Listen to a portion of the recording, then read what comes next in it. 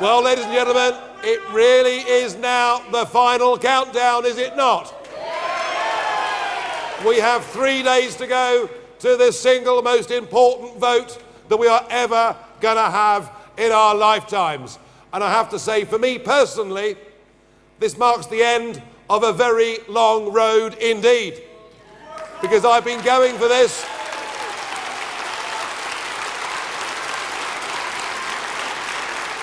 I've been working towards this now for 25 years. And for most of that time, I thought I was going to become the patron saint of lost causes. But suddenly, it's quite trendy, I think, to be a Eurosceptic and to believe that the best people to govern Britain are the British people themselves.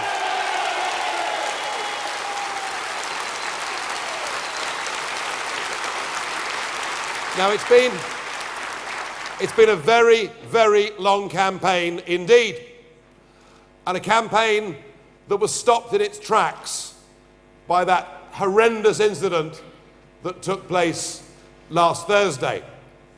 And I think it was right and it was appropriate that there was a pause in the campaign. But I do want to say this. There are one or two within the Remain camp, their spin doctor perhaps being foremost among them, but some of their speakers who, it seems to me, have tried to say that the motives of that man were somehow whipped up or inspired by a Leave campaign that had fought on a nasty, negative and hateful agenda. That has been said. That has been said over the course of the last 48 hours. And I just want to say this and put it clearly on the record. That man who had his own mental health issues, that man acted in isolation. What that man did was an act of barbarism, and every one of us who will go out to vote to leave condemns utterly and thoroughly what he did.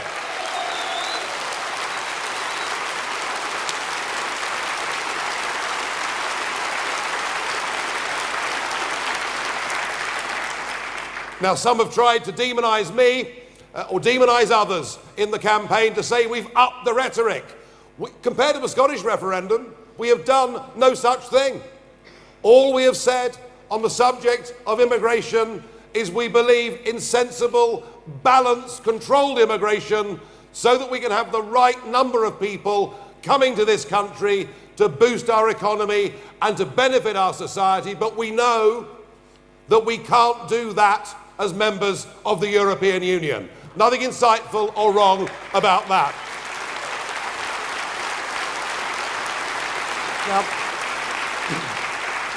Now, amidst all the sound and the fury of this election campaign, there's been much talk about economics.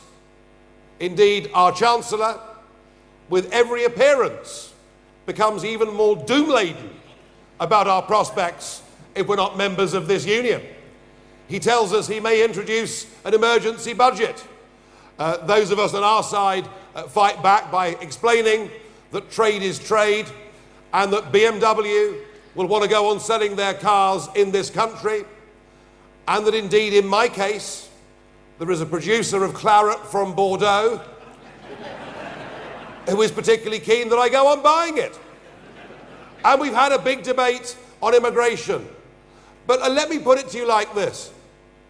Actually, despite some trying to paint themselves out as being the good guys since that awful murder, and us being the bad guys, the reality of this campaign, whether we look at the economy, whether we look at immigration, whether we look at Britain's place in the world, the reality of this campaign is that the Remain campaign have been totally and utterly negative and pessimistic in virtually every single thing they've said.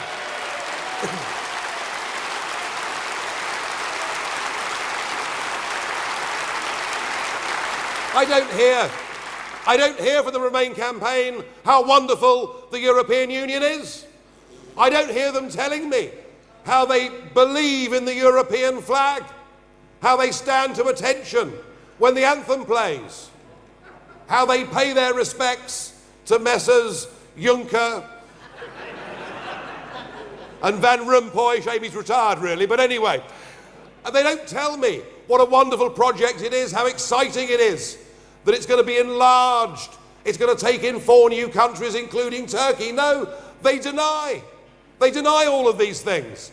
They even try and deny the fact that a European army is being built. They deny it because they know the British public don't want to buy into it. And so what they do is give us constant fear-mongering. I believe that our side of the campaign is the side of the campaign that actually has said we are optimistic. We, unlike you, who say Britain isn't big enough, Britain isn't strong enough. Actually what they mean, folks, they don't think Britain's good enough. And what we're saying is, we believe in Britain. We think Britain is big enough, strong enough, and good enough to run its own life.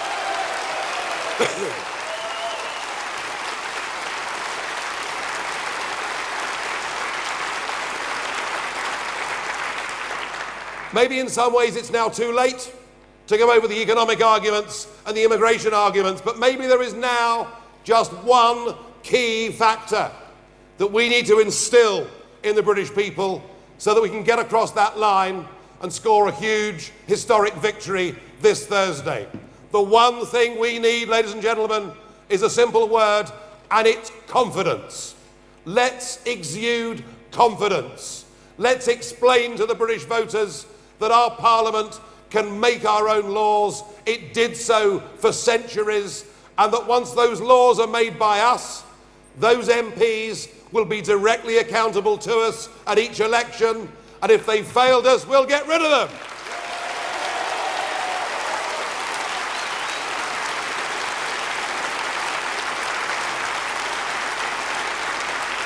Let us have the confidence to believe that whilst there's a lot we can learn from our European neighbours, one thing we don't need lessons on is liberty and justice. That this is the country that from Magna Carta has had the most progressive system of law, has given its citizens the best protection against tyranny, and that we feel we'd be better and more fairly governed by our own Supreme Court rather than a European Court of so-called justice in Luxembourg. We should have our own courts and be the ultimate arbiter.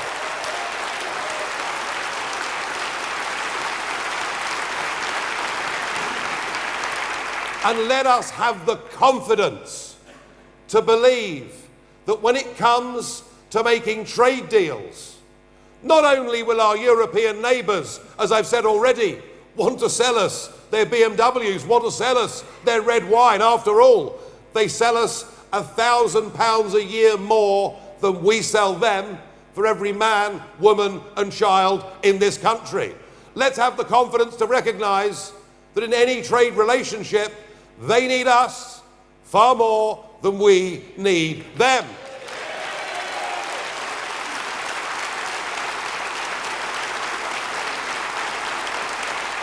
But let us have the confidence, let us have the self-belief to say that we can forge our own trade deals in the world. We don't need to be part of this big sclerotic bloc run by unelected bureaucrats. And we see little countries like Singapore, little countries like South Korea, little countries like Switzerland, who've got bigger trade deals globally on their own than we've managed as one of 28 in this club. So let us have the confidence to believe that we can stand on our own 2 feet, trade with the world and make new friendships and new associations, and that a very good place to start would be the 2.2 billion people that live within the Commonwealth. Let's re-establish our links with the Commonwealth.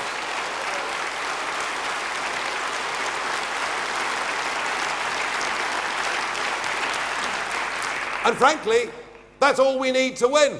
To believe that we can do it. To believe that we're good enough. To believe that we're proud enough. To believe that we recognise the tremendous price that those that went before us paid so that we and the rest of Europe could live in free, liberal democracy. Recognise that.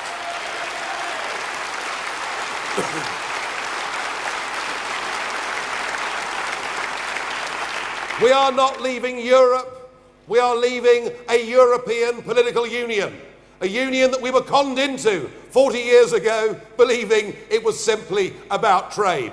We are leaving this political union. We are rejoining the world. We are taking back our birthright, our ability to run our own affairs, to control our own borders, to take back that 200 miles of the North Sea here in the northeast of England.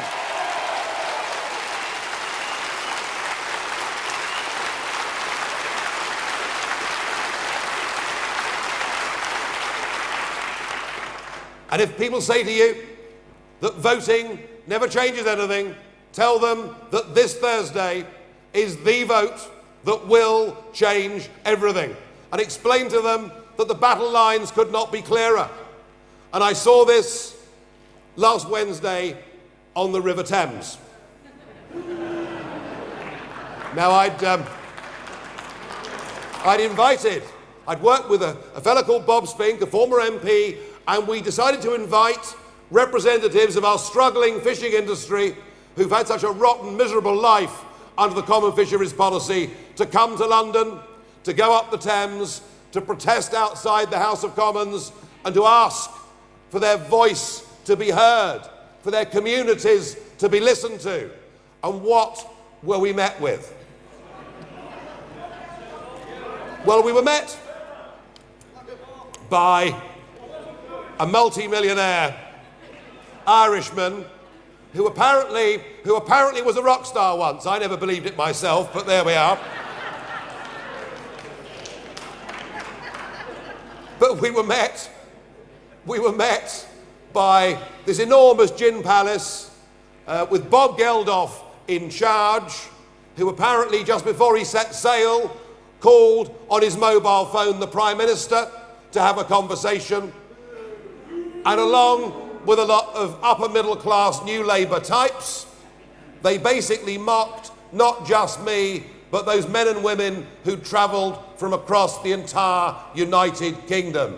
I thought for multimillionaires to mock working, struggling families, actually,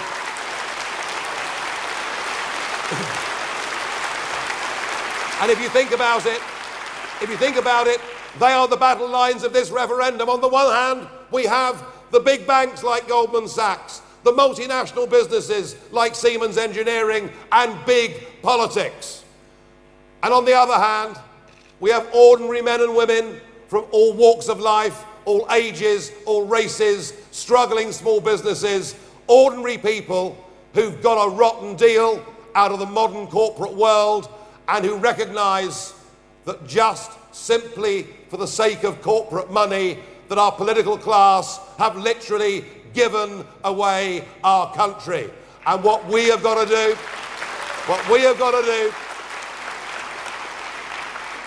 we have got to claim that back on Thursday. So we must go out there. We must tell this political class that we want our country back, and we will make, for all time in history, June the 23rd, our Independence Day. Thank you. Thank you. Thank you.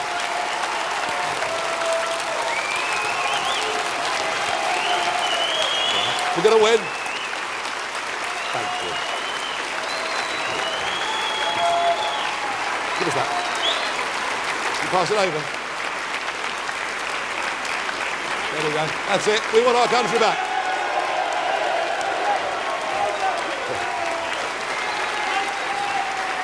Come on, join with me. We want our country back. We want our country back. Thank you.